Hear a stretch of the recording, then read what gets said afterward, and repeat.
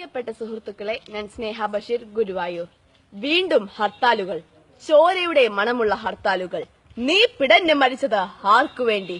മരിച്ചവരോട് പറഞ്ഞിട്ട് കാര്യമില്ല, ഇനി മരിക്കാൻ പോകുന്നവരെ ഇതാ ഒരു നിമിഷം.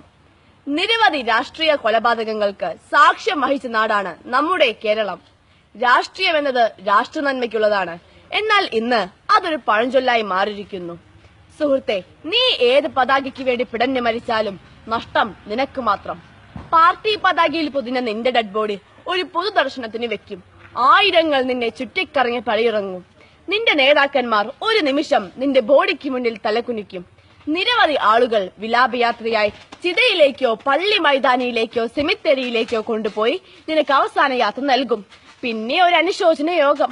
ആ യോഗത്തിൽ നിന്റെ നേതാക്കന്മാർ നിനക്ക് മുമ്പ് കൊല്ലപ്പെട്ടവന് വേണ്ടി എഴുതി തയ്യാറാക്കിയ അതേ വരികൾ ഉച്ചഭാഷണിയിലൂടെ വിളമ്പും.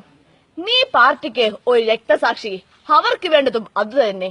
ദിവസങ്ങൾ കഴിയുമ്പോൾ നീയും 6 അടി മണ്ണിൽ അലിഞ്ഞു ചേരും.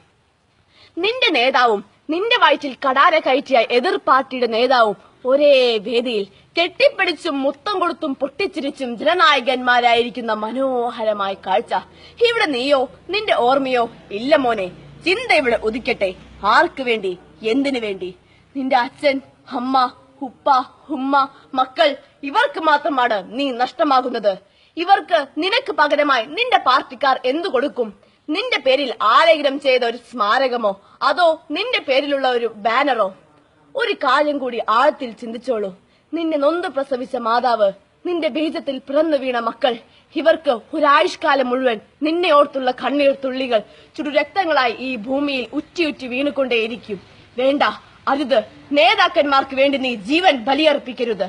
കത്തികൊണ്ടും കടാര കൊണ്ടും കൊടുവാൾ കൊണ്ടുമുള്ള രാഷ്ട്രീയത്തോട് ഗുഡ് ബൈ പറഞ്ഞേക്കൂ. ജയ് ഹിന്ദ്.